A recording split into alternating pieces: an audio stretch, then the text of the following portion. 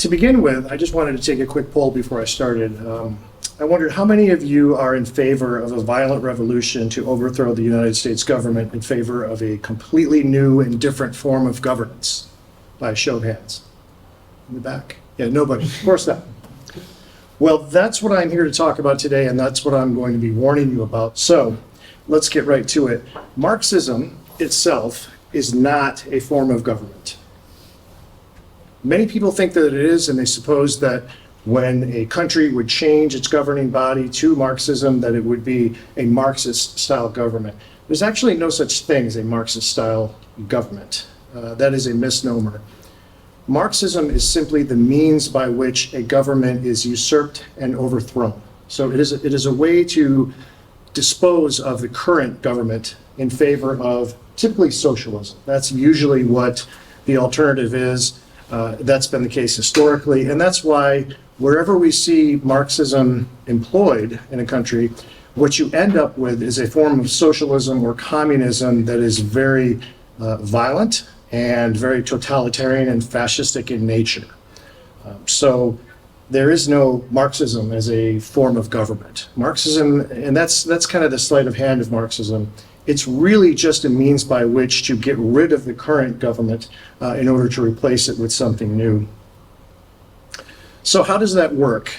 For as complicated as people typically think Marxism is, I would say that you could summarize it based on what I've just told you in two words: ideological subversion. That's what Marxism is. That's the means by which it corrodes the current system and allows it to collapse, and then creates the vacuum for something new to replace it. What is ideological subversion? Well, many of you were in classes of mine and currently are. Ideological subversion is based on ideology, which itself is a fundamental belief system. And so you'll recall they typically come in three forms. We see religious ideologies, political ideologies, and social ideologies. Ideology should not be thought of as a belief, among other beliefs. Ideology is the belief upon which all other beliefs are predicated. So they're firm, they almost never change, and they're very difficult to get in and tinker with if you were interested in subverting ideology, which is what makes Marxism so pernicious. So we're talking about a national ideology. And so what would the national ideology of the United States be? Because that's what is at stake right now. Americanism, basically. So when you think of Americanism, what types of things do you think about? Perhaps you think about apple pie, or hamburgers, or rock and roll, or freedom, or democracy, or capitalism, or Columbus discovering America, or Plymouth Rock, or Elvis, or maybe Thanksgiving. These are all elements that kind of comprise the American ideology, our mindset. So the idea being that you could encounter another American anywhere in the world, and you would all be able to relate to those concepts of ideology. Those are the things that make you American. There are many others, obviously. I just threw a few out there. Ideology itself is mystical. In other words, it's not clear whether it's true or not. So we have this old myth that they told us, they probably don't do it anymore, but when I was in elementary school, we got the story of George Washington who chopped down the cherry tree.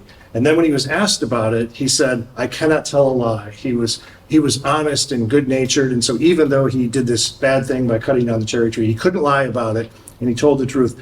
I have no idea whether that's true or not. It's probably not. It's probably just a myth that's made up to support the national ideology. But you would find elements like that in and among any sort of ideology. Take religion, for example. Religion is full of all kinds of mysticism. The Bible or the Abrahamic faiths are loaded with instances of miracles. Now, if you're a believer, you would suppose that those are true and they literally happened. Or you might suppose that those are metaphors and that they're placed in there in order to direct you, orient you in the right direction, rather.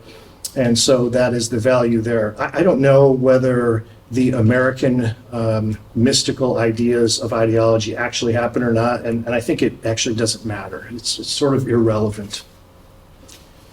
So these are ritualistic, and they're not necessarily true. They don't have knowable truth values. But the loss of ideology in a country signals the end of it. The collapse in any country always occurs as the national ideology erodes. We saw this in 1991 in the Soviet Union. And I think we're seeing it today in our own country, sadly. We now operate within a closed loop of indoctrination in this country. From universities to K through 12 schools, they have embraced and funded and advanced by rank and file politicians with taxpayer money these pernicious ideas of Marxism. And I would ask you, what is the mandate under which we undertook this process or this operation? Who authorized us as K through 12 teachers or as college professors to set about indoctrinating students into Marxist ideology? Where did that come from? Do you think the taxpayers would be okay knowing that they're funding the revolution? Because they are. We all make and earn our paychecks, and that's based on a windfall of free taxpayer money. Unless you're a private school, then you're relying a lot less on that. So private schools to some degree have been able to avoid this. But I would ask that question, where does this mandate come from? Where did we get the right to do this? Who authorized us? Who said, look, we took a vote on this and the consensus was that we want you all to begin indoctrinating students in K through 12 and then continue it right on up through universities? And I think the obvious answer to that is no one did that. We took this upon ourselves. So, what is Marxism? What is it? Great question. It is ideological subversion. It is the means by which you re-engineer society by seizing the ideological means of production.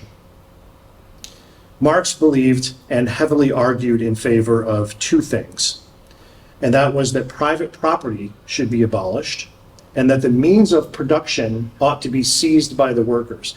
Now, when you begin Marx, he's talking about these two things in the context of doing away with private property. So we think, well, the general public would just come to own everything, and that way we wouldn't have people who are exceedingly wealthy because they own property and they can hoard it for themselves.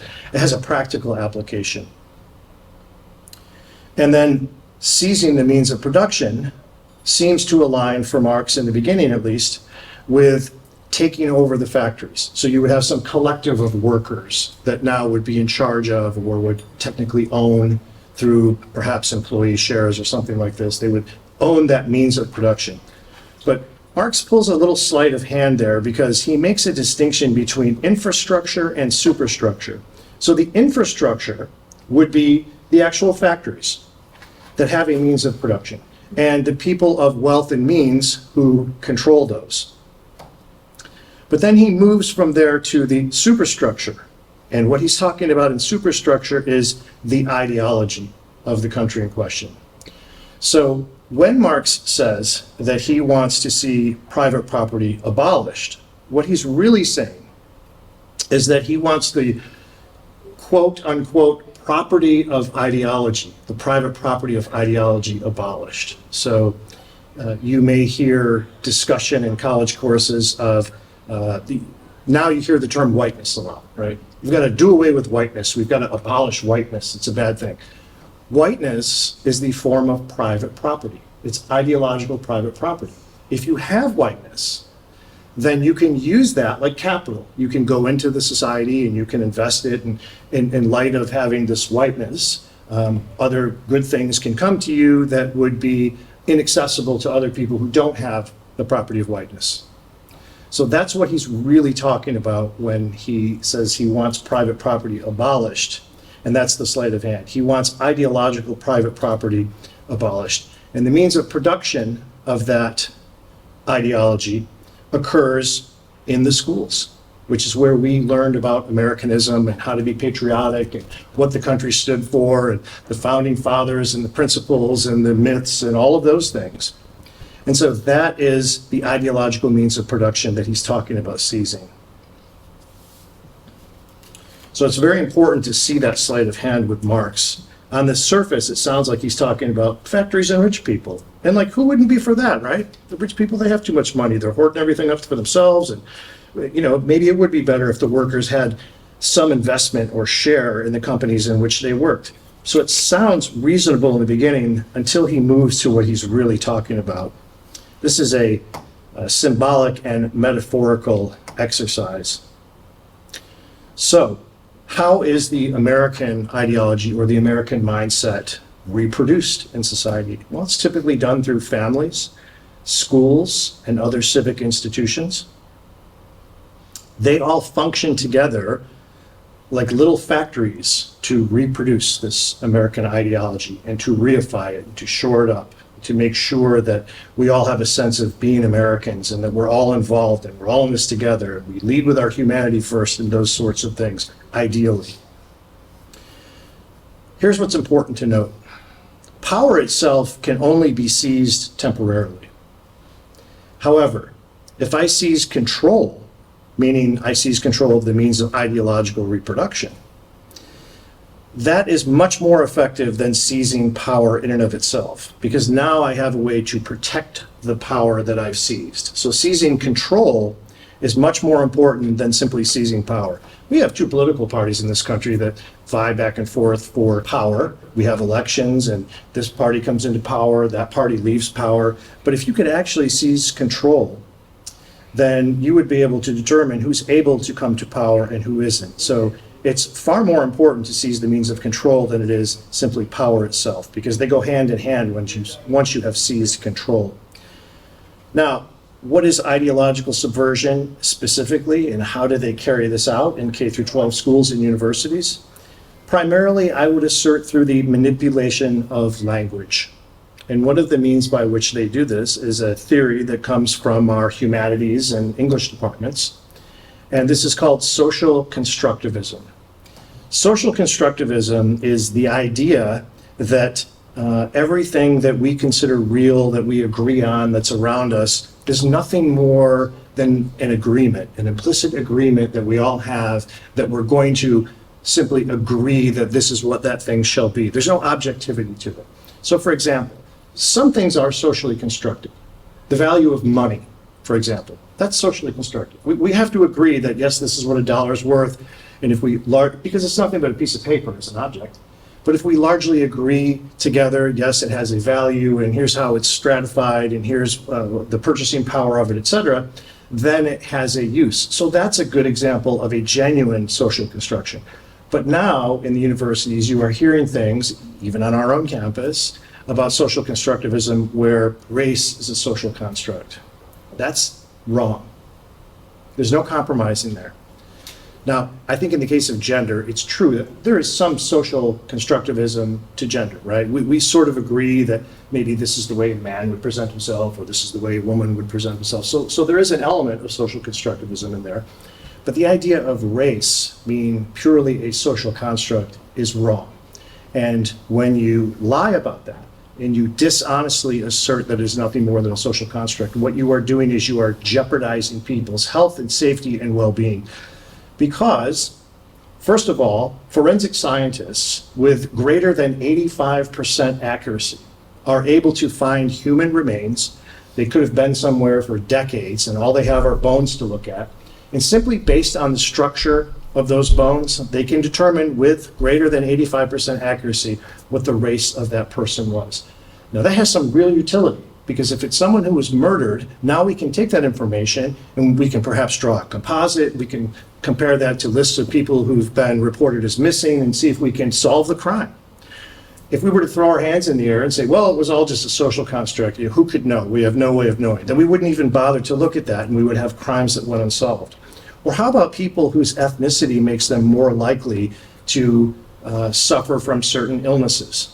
I don't want any of my friends who happen to be black not get checked for sickle cell anemia, because biologically speaking, we know that because of their genetics and their race, they are more susceptible to it. I would prefer that they are screened early so that they might avoid it, and then they don't have disastrous health consequences over it. That's not going to happen if we all start to agree that these are just social constructs that we all imagined and agree upon together for no objective basis. So the idea of social constructivism is largely wrong in most of the cases where it's being applied today, and it is dangerous. This is a manipulation of language. And the people who are in control have seized providence over language, and that is the main tool by which they subvert the current ideology. Confucius said, "When words lose their meaning, people lose their freedom." And I think that's right. If names not be correct, language is not in accordance with the truth of things. If language be not in accordance with the truth of things, affairs cannot be carried on to success. Terrific words of wisdom from Confucius. The control of language itself is a key step in establishing a totalitarian state. That's how it always starts. And American colleges and universities have established full spectrum dominance, as our intelligence agencies like to refer to it, over the production of new language, as well as executive control over the maintenance of existing language. So now we have new terms that we've been asked to live with and acknowledge. Institutional racism, for example. Can an institution be racist? It's just a building. It's just an idea. People can be racist. There's no question about that. But I'm not sure how an institution itself could be racist, or systemic racism, which doesn't actually tell us anything. Systemic racism means a system itself that is racist. Okay, well, that doesn't point to anything that's racist in it. Don't just proclaim it to be something. Point to what it is and show me, and then we can work on changing that together. That's the way that you solve a problem. White privilege. There's another one. What does that mean? Well, it depends on who you ask, right? If I brought some of my friends in from the northern tip of the Appalachian poverty belt, they wouldn't appear very privileged to most of you. But we could surely find people who happen to have a complexion similar to mine that are well off. And so we could simply point to them and say, well, look, they're privileged and it's because of how they look. Well, that's a very superficial analysis. That's a very superficial way to judge someone. I know that the reason for your success is because one particular element of your identity caused that. Not very scientific. Intersectionality, one of my least favorite terms. Anyway, objections to ideas today, if you object to some of these things, then your objection is typically characterized as fear, because it's called a phobia. These don't appear in the Diagnostic and Statistical Manual of Psychology, by the way. They're just borrowing the word phobia and attaching it to that thing that they don't like that you object to make it look like you have a psychological disorder. That's the reason you don't agree with them. It's a psychological disorder. You couldn't have a legitimate disagreement with people who are putting these pernicious ideas out. It must be a psychological disorder. You're transphobic, or you're homophobic, or you're Islamophobic. None of those are actual conditions. They've just stolen the word, which has a scientific ring to it, and attached it to what they want to attach it to in order to have you cast as the bigot in the argument. If you have an objection to an idea, they won't even listen to it. You're simply labeled as racist, sexist, biased, anti-this, anti-that. A classic Marxist move in ideological subversion is to establish and define a new concept. And we do that in the academy, in the university. We call that a theory. It becomes a bona fide theory when some small group of us agree that it's legitimate within the institution. So we validate it ourselves. We invent it, and then we validate it. And then we use our authority as instructional leaders in the community or in the country in order to advance those terrible ideas. It's a closed loop system. Now, the problem is that when this begins to corrode and divide society, we begin to tribalize. So instead of having unified people who happen to live in a diverse country, who come from all different walks of life and all different backgrounds and all different sexualities and all kinds of things, instead of having some common theme that we can unite under, this pernicious idea, this ideological subversion, this Marxism, postmodernism, whatever you want to call it, and it has many different forms, which is what makes it such a complicated thing to understand and unpack. it begins to divide us into our groups, and that's when we become tribalized. And so by tribalized, I mean now it's my group against your group, against her group, against his group, against their group. Group, group, group, group, group. Why are we doing that? We're all Americans. We should all be concerned about the things that affect us together, equally, among all of us. We should not wear our identity around on our sleeve or put that out as our main sail. We should put our humanity out there first, because that's something we all have in common. The wedge issue, typically, is the idea that your subjective sense of self should govern all interactions and your conversations with others. Now, that is a dangerous idea. That is to say that whatever your subjective view is of yourself, which we all have a subjective view of ourselves, that is what everyone else should be forced to respect and acknowledge. Well, it's simply not true. What if I demanded from people that they view me a certain way? I demand that you view me as more important than the mayor of this city. I demand that you view me as the person who's correct in every argument. How about that? Would that work? Would that be a good subjective sense of self that I might impose on people? It certainly would for me. Now, I've talked in classes at length about the diversity, equity, and inclusion industrial complex, which, and this is a couple years behind now, but recently was billed as an $8 billion a year industry. Diversity and inclusion itself are interdependent in this sense. Both exist as tools that rely on each other. One cannot have noble ends of diversity without the righteous means of inclusion. The larger goal of the two is to create equity or equal shares of property for Marx, equal shares of the private property of ideology. This is what has been tried in Maoist China, in Stalin's Russia, the idea that the government would administer equal shares to everyone, equal shares of everything to everyone. What is one of the major moves? How do they push this ideological subversion or to divide people? Well, one theme is to, you may have heard this before, move the margins to the center and the center to the margins, which is to say, you define the mainstream or the majority based on the privileges that they may enjoy. And then you attribute those to being the private property of ideology in some way. And therefore, anyone who does not fit perfectly into that mold that you've cast is, by definition, someone who is marginalized. This is the oppressed and oppressor model. It creates victims and oppressors. And this is what is so dangerous and divisive. People have all sorts of traits that can locate them outside the mainstream. You, me, all of us, in some way, no matter who we are or what we look like, there are things about us in our past that would situate us outside the mainstream. The mainstream is just an ideal, ideologically speaking. So no one fits perfectly into it. You could take the wealthiest person in the world and find character flaws with them. You'd be able to look through their past and see that they've had trials and tribulations that were no different than anybody else. So nobody fits perfectly in this mainstream. So that's the first mistake. When you move the margins to the center and the center to the margins, what you're doing is you next expand the categories. So a lot of this movement began in the feminist movement, second wave feminism somewhere in the 1960s, which had a legitimate basis. There were legitimate complaints that women had, right? We did need to make modifications in our society to adjust so that women were treated with greater respect and more equally as persons in our society. That's true. There's always a kernel of truth here that supports this. But now, what is it? Can anyone even define it anymore? I ask my classes that, and almost no one dares raise their hand. So we've created this notion that, well, anyone can now be a woman simply by proclaiming they are, their subjective sense of self.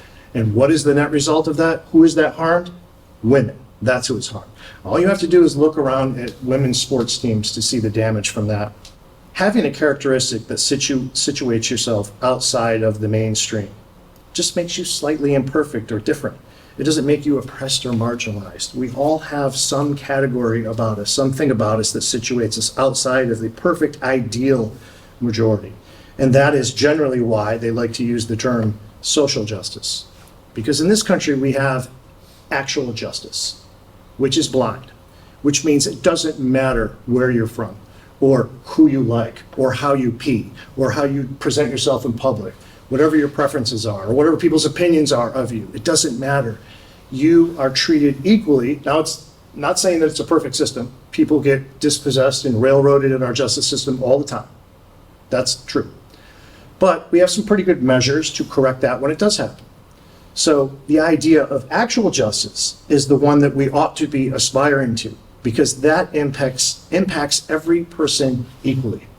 Social justice sets up a hierarchy where some people are favored over others. That's the problem with social justice. The only justice out there is actual justice. With that, I want to move on to Paulo Freire, who was the Brazilian Marxist who has become the big hero in education.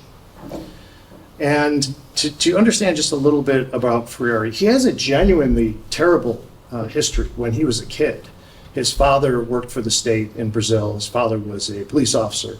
And during one of the revolutions in that part of the world, or change of government, they lost everything. They lost their money. He was hunting for food in garbage cans. I mean, worse than we could imagine most people even in this country have it today. That's a terrible thing. And it seems to have affected him.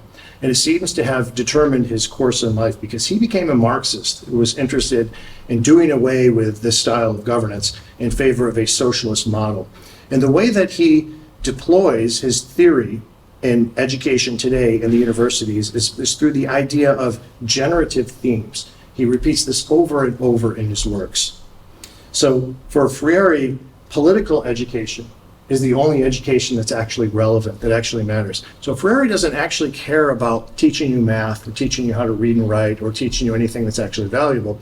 He wants to use those terms, or he wants to use those subjects in the schools, and then supplant that, replace that with something else that is more aimed at political education. And this is a Marxist sleight of hand that he uses. So for example, you could look at a second grade math problem, and they might say, like, Johnny is on his way to the amusement park. His parents are driving him to the amusement park, and it's 50 miles away, and they have traveled 20 miles already. How much further does Johnny and his family need to go to make it to the amusement park?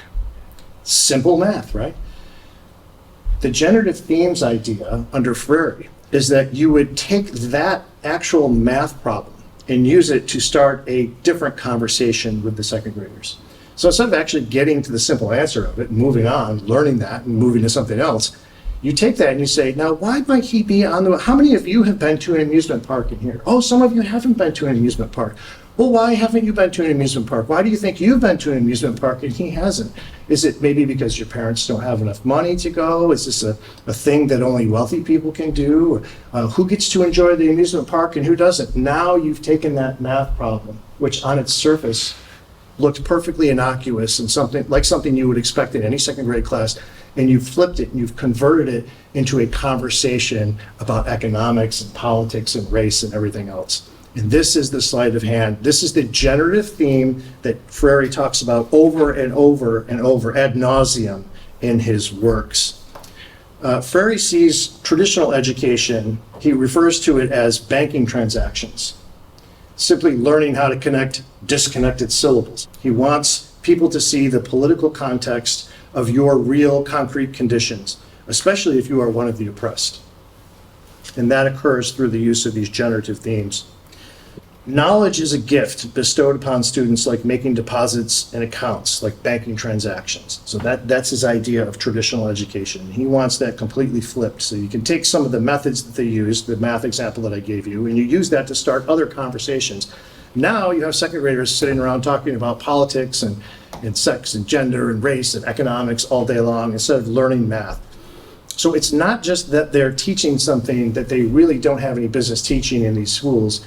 They've actually stolen that education away from people and replaced it with something else. So you're creating huge deficits. Freire's goal was to create the perpetual cultural revolution. So he doesn't even have a pinpoint goal where he wants to get to a point and then, okay, we've won, now we can move on or we can do things differently. He wants perpetual cultural revolution. That is his explicit goal, and he states that over and over.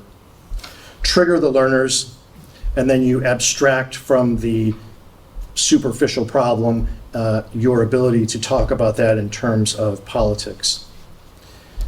For Freire, you're not marginalized because you're marginalized. You're marginalized because some marginalizer set up a system that maintains marginalization in order to marginalize you. And the way to resolve this is to conscientize, or in his Portuguese language, consciencializar, which roughly translates to thought reform, or what we might know as brainwashing, to reorient the conscience of people. Now, can you imagine? Your kids are going to these schools, and this is the heart and soul of the lesson, is they don't want to teach them math, they don't want to teach them reading and writing and history and those things. They want to conscientize them. In other words, change the conscience so that they're reoriented in a different political direction. Again, quo warranto. Under what authority? Who gave you the mandate to do that? Shina is what they would have called that in the Maoist re-education camps under Mao's China. Shina. Wash brain. All right. So how does this manifest, and what are we seeing today that is the net result of all this pernicious so-called education? Well, I think you could go back to 2020 and look at the riots that occurred for 3.5 months. It took many people's lives who had nothing to do with anything, and all the businesses that were destroyed and the constant rioting that went on, which incidentally was cheered on by the mass media and at least half of politics. When you look at the current situation today with Israel and Palestine, I think you see the same volatile situation. So fortunately for us, the mass media has kind of stayed out of this. I mean, they're showing what's going on, but they're not deliberately agitating in the way that they were in 2020. They're not deliberately cheering these things on, encouraging people. But if you look around at the college campuses and see some of the nonsense that's going on behalf of these students, you can see, boy, it would not take very much, just a little nudge from the mass media, and we'd have this spilling out into the streets, and we'd have months and months worth of violence again. What you're seeing is the result of destabilization. Once a country is destabilized, and we are clearly at that stage, then it only takes a few weeks to push the country to crisis. So you take a destabilized nation where you faction people off into different tribes and camps, and everybody's got a grievance, and these people are mad at these people, and these people are mad at everybody, and I'm mad at you, and you're oppressing me, and now everyone's divided, and it's so volatile that any incident can really be used to create the next crisis. After all, these kids on college campuses who are rioting over the Israel and Palestine issue, 5 minutes ago, they couldn't find either of these countries on a map. They have no idea. There's no way that they could understand the complexities of what's going on. They don't know the history of it. And so we may look at that and go, what is this craziness? Why are they acting like this? It doesn't make any sense. Why do they even care about it? They're college kids. Don't they want to go to parties and like talk about other things and use their social media? Why are they out rioting? And it's because whatever the purported issue is, it doesn't matter. What matters is the revolution. That's what you need to keep in mind. So when you see this sort of discontent swell up in society and spill out into these places, and it's puzzling to you. 5 minutes ago they were arguing about pronouns or whatever it is that college kids argue about on these university campuses, and now all of a sudden they're mad as hell over this Israel and Palestine issue. By the way, before Israel even responded, they were out there rioting and throwing a fit. And it's puzzling to people. You go, how could this happen? Well, why would they have any interest in this whatsoever? And the answer is they don't have any interest in it. What they have an interest in is perpetuating the revolution. That's what it's about. It's about moving the revolution forward. So it doesn't matter what the issue itself is. So I'm going to stop there because I don't want to put you to sleep with Karl Marx and Paulo Freire. And what I want to show you, I think some of you have seen this already, but this is a KGB agent who defected in the 1970s and came to the United States. And it was during a time of great naivety in the United States when we felt like the Cold War was being fought based on who had more tanks and who had more bombs and who had the strategic advantage. The Soviet Union realized rather quickly that it was a moot point.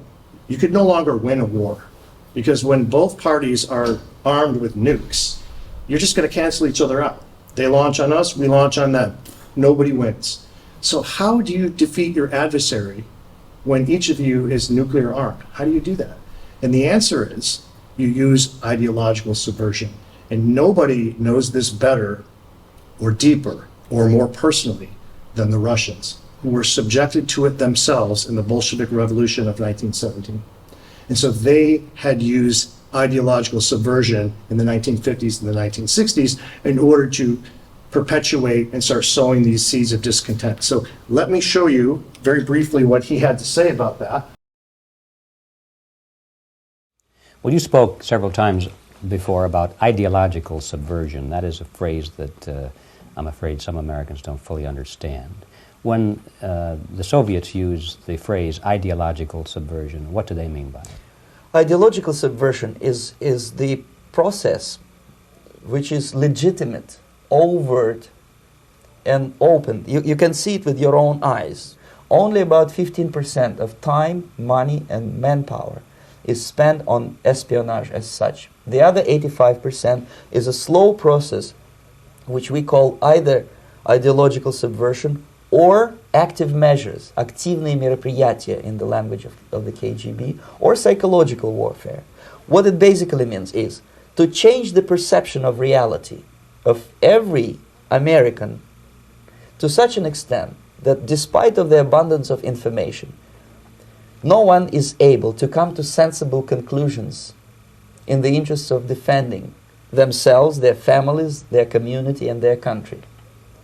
It's a great brainwashing process which goes very slow, and it's divided in four basic stages. The first one being demoralization. It takes from 15 to 20 years to demoralize a nation. Why that many years?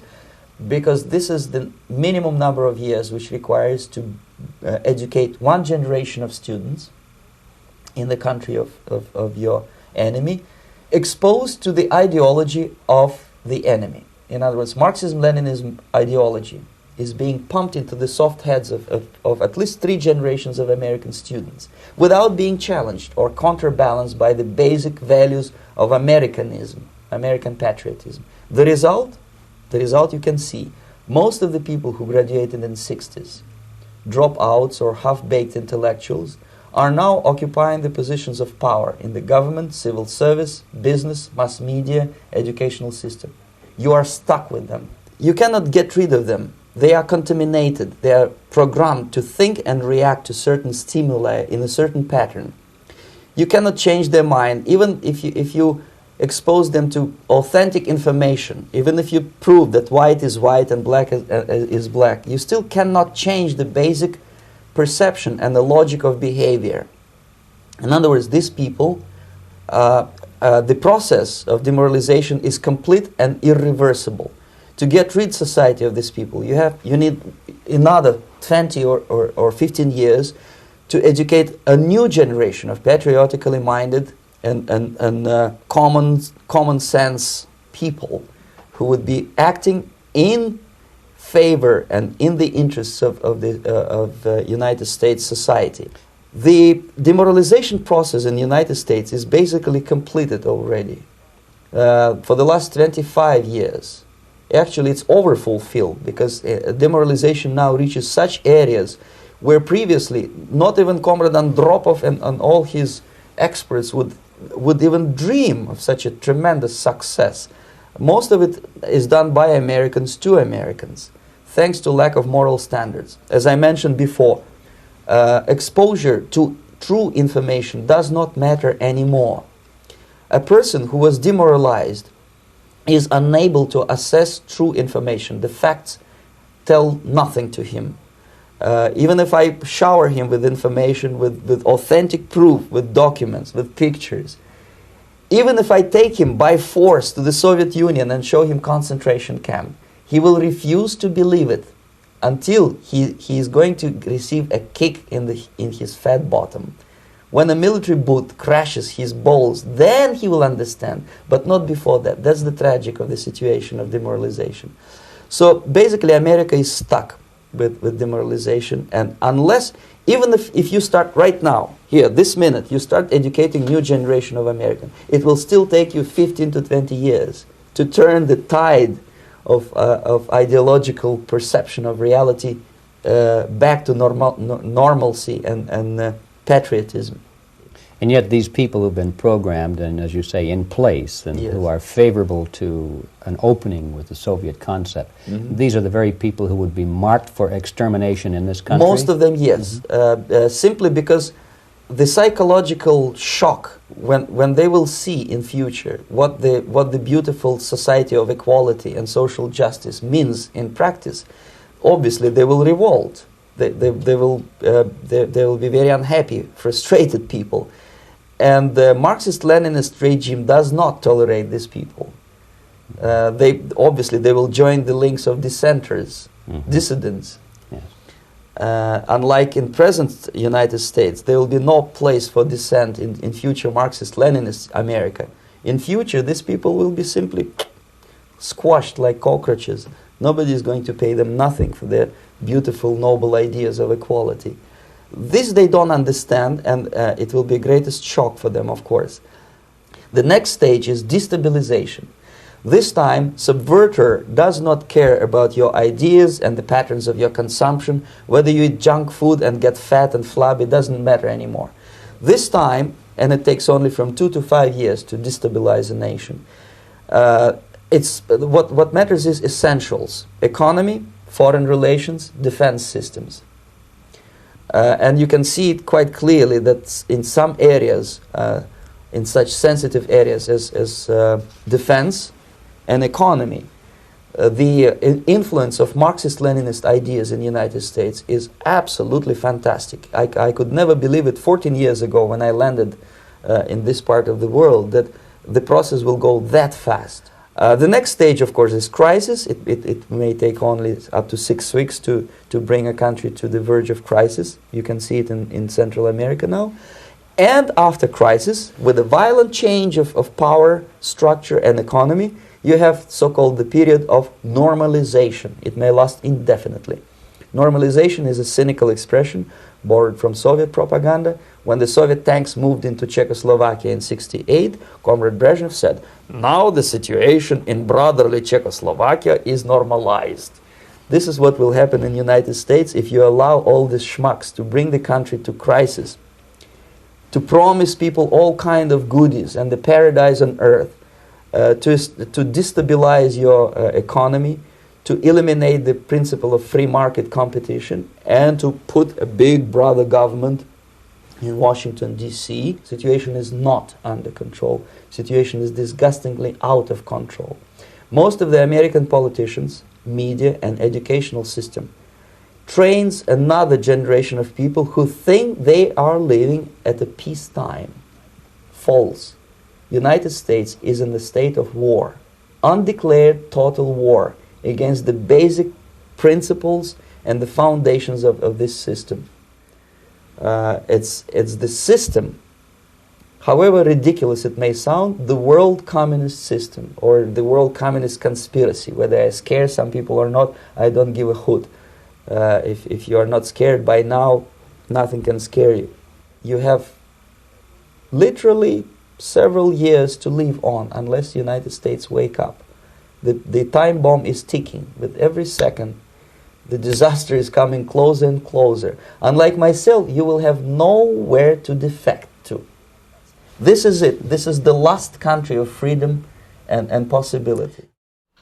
All right, so I hope that video was able to help you connect some of the dots as to what's happening and where we're going. And the question is, what are we going to do about it? Now, the interesting thing is when he mentioned the communist conspiracy. This idea of Marxism is itself a conspiracy theory. It supposes that there's a system in place and that people are using this ideological private property to protect things for themselves at the expense of others. That's the conspiracy theory. But what's interesting is whenever you talk to someone about this who is actually a Marxist themselves, the first thing that they do is turn it around on you and accuse you of being the conspiracy theorist. So you say to someone like, I think these are pernicious ideas, they're bad, they're causing damage, etc.